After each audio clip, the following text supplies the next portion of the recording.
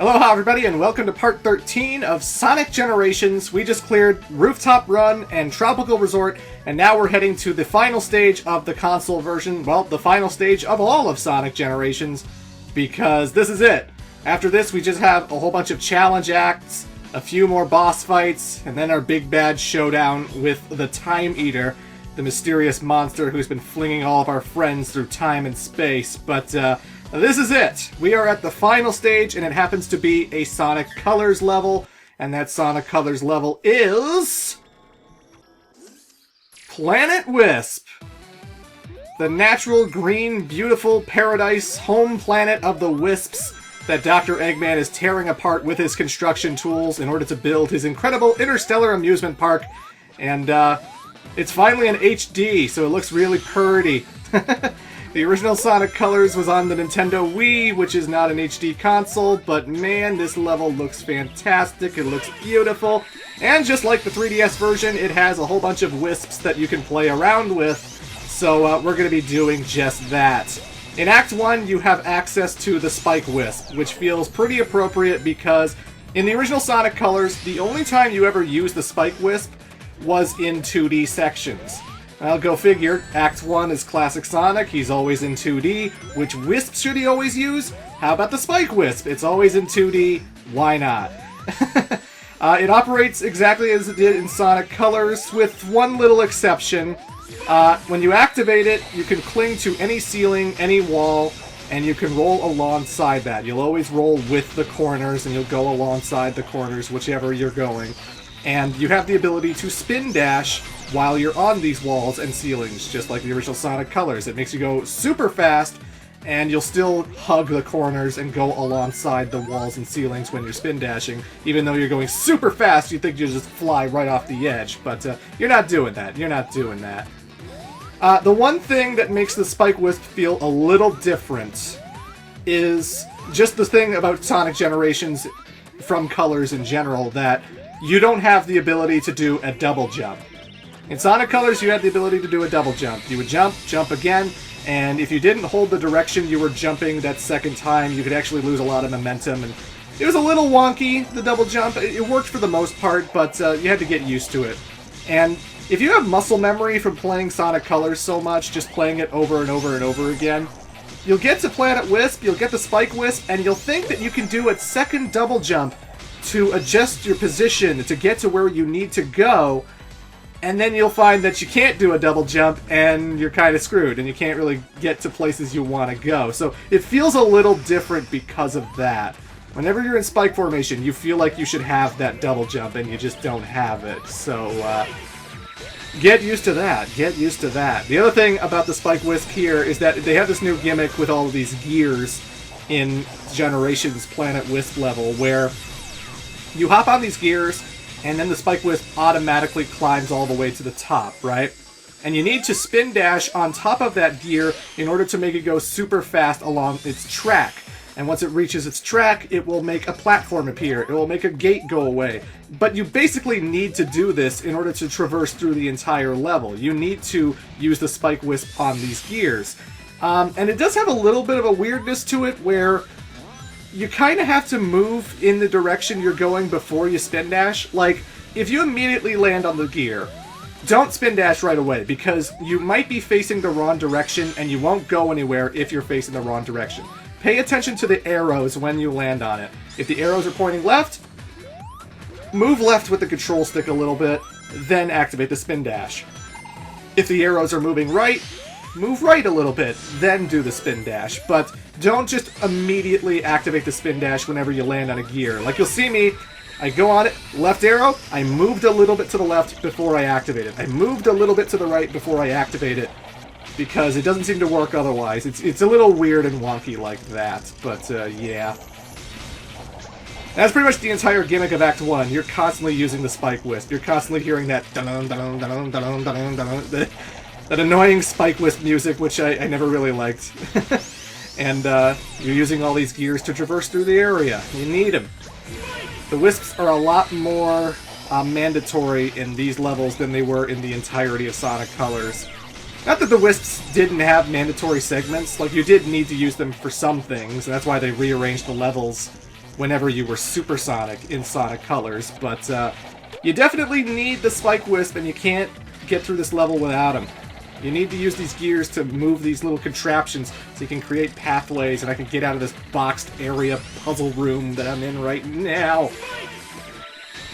Planet Wisp is an okay level. I don't think it's great. This is probably my second least favorite level in the whole Generations package. The most least favorite would be Radical Highway from the 3DS version. That's my least favorite zone in all of the Generations levels. But I don't find myself coming back to Planet Wisp all that much. Either Act 1 or Act 2. Act 2 is a little bit better than Act 1, but yeah, definitely when it comes to the classic Sonic levels, I don't really like using the Spike Wisp on these gears. You'll see that even when I know what I'm doing, I've played this level multiple times, it's a 5-minute level when you know what you're doing. And some people, their first time playing Sonic Generations are probably going to take like 8 to 10 minutes just getting used to the Spike Wisp and all these gears and stuff, and it's just like, ah! It's the final level. I expect it to be a little bit more daunting than the levels that came before it.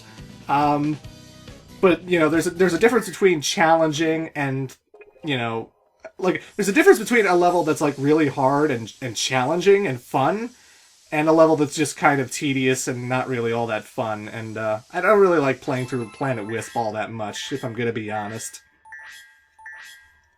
It's a little weird that this is the final level of the game. You know, you kind of hoped that there would have been some kind of white space, time eater, void area that would have led to the final boss fight. Like, you expected Sonic to go through some kind of dark energy, gears, time kind of level, but nah, this is the final level. After this, we just have challenge acts and some bosses, and then we're at the end of the game, so... But it's gorgeous! Oh god, it's gorgeous! Sonic Colors never looked this good on the Wii! Oh my god, it's gorgeous! I wish there were more moments like this where you were just running around the fields and not so much the Eggman construction site, because, oh my god, it's purty! It's so damn purty. And this remix is pretty fantastic, too. A lot of people don't like Act 1's remix because I guess it sounds too mechanical and weird, but I do like the idea that some people have made that it's like sort of like a bad future version of Planet Wisp. Even though it's the presence of that particular timeline, you know, they haven't built the incredible interstellar amusement park yet, but, you know, different strokes for different folks, I guess. Drift! I love drifting, it's so good. What is that purple goop down there? Is that poisonous to Sonic? Can Sonic survive that? I mean, it's a bottomless pit, so I know he won't, but if he actually was in the purple goop, could he survive that? I wonder. What do we know about the Planet Wisp's ecosystem? What do we know about it? For the Wisp, it's probably like water. Just normal liquid that they drink all the time. But either way, folks, the second Wisp we get in Act 2 is the Rocket Wisp! And the Rocket Wisp does act very differently from how it did in the original game. It still goes super high vertically into the sky, but there are a few differences. For one, you actually have to charge the Rocket Wisp this time around. In the original Sonic Colors, all you had to do was press one button, and then it would immediately go all the way to the top, you know? But this time around, I actually have to hold the Y button down to build up energy, and I have to wait until Sonic turns into the Rocket Wisp before I let go of the button. Like, if I just tap the button, Sonic goes super slow, and then he just doesn't go anywhere, you know? Like, he doesn't go where you want him to go very fast, and it doesn't help you at all. So I don't know why they changed the mechanic of the Rocket Wisp to be a charge function. And the other thing it doesn't do is that there's no free falling after you activate it. Because that was a thing in Sonic Colors, where anytime you were in a 2D section with the Rocket Wisp, Sonic would free fall for a little bit. He'd fall very, very slowly after activating it, so you could collect rings and red rings and dodge a whole bunch of ball spikes and stuff. But that doesn't really happen here in Act 2. There's no free falling. As soon as you reach your destination with the Rocket Wisp, you just immediately drop. And you can actually kind of move the position of the Rocket Wisp this time around, too. Like in the original Sonic Colors, you just went straight up, but this time, after activating it, you can move left and right to kind of manage your position to just go a little bit further down the road and stuff. So, yeah, it operates a little differently from how it did in Sonic Colors, but It still serves the same function. It's still the same Rocket Wisp for the most part, so whatevs. You got all these rail platforms here. Every time it speeds up, I'm holding the boost button in order to do that. Like, you land on it, it moves normally. You always homing attack the egg ponds in order to land on these things successfully, because they move pretty slowly at their pace, but when you're moving on it, you can just hold the X button to boost, or the square button if you're playing the PlayStation version, but you know, you hold the boost button to go for faster, and you can actually destroy all the other rail platforms that are in front of you, killing all the egg ponds who are just doing their construction job. Actually, the egg ponds in this level are assholes. They're kind of like slicers in Sonic 2, where they have this pickaxe, but they use it as a projectile to, like, throw at you. Like, they'll be ahead of you, and then you throw it and... Whoa. Hey, buddy, mind if I hitch a ride?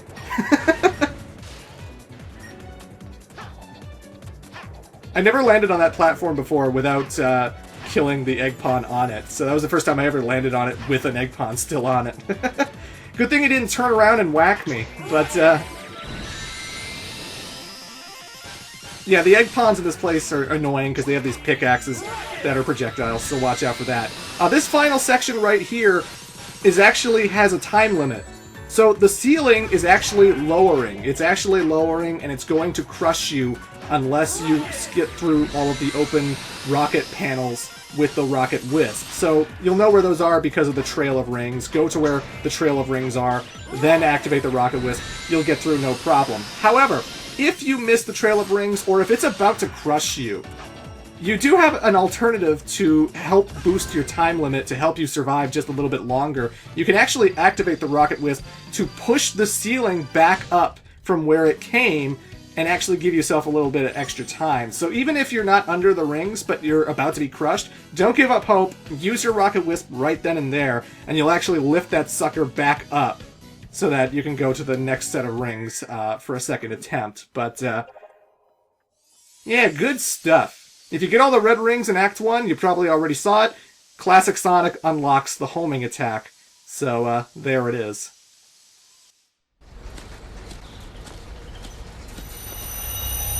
Dude, there's the emerald!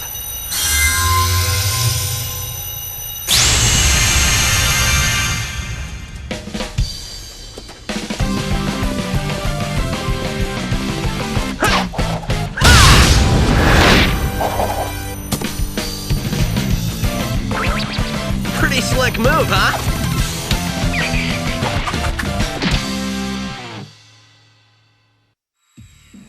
And just like that, from completing the Modern Era stages, you get the Red Chaos Emerald through a cutscene. No boss fight or anything. Sonic just immediately gets it. So we're going to be playing the 3DS version to get the Red Chaos Emerald through its special stage right now. You'll notice that the 3DS version definitely had fewer zones than the console version. There are 9 in the console, 3 for each era.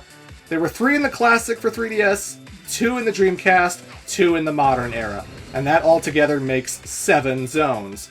7 zones, 7 Chaos Emeralds. I think that's why Dimps did it the way they did. Probably because they didn't have enough time to make 9 zones, so they figured, you know what, let's make 7 zones, let's make each of them tied to 1 Chaos Emerald. Boom! Justifies our complete lack of zones. You know, there's no Unleashed zone, there's no 06 zone, there's no Hero zone in the 3DS version, but, yeah, 7 zones in the 3DS, 9 zones in the console version. So the 3DS version definitely feels a lot shorter than your average Sonic playthrough. It feels shorter than Sonic Rush Adventures, Sonic Rush, Sonic Colors DS, the advanced games even, for kind of. I mean, the advanced games can be pretty short when you know what you're doing.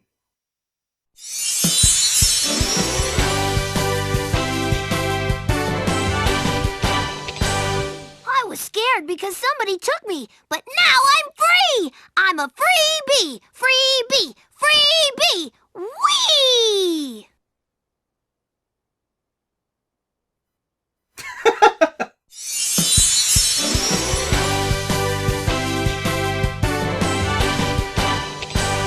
That was very scary, but being with you makes it all better. Yeah! Hey, you look different. Both Sonics find Charmy really annoying. As it should be, because Charmy, you are so annoying. You're a detective and you don't even know what a top secret disc is? What the hell? That's my Shadow callback. Anywho, folks, that's it for the Modern Era Zones. Come back for part 14, where we take on another rival, and we finish up all of the remaining challenge acts.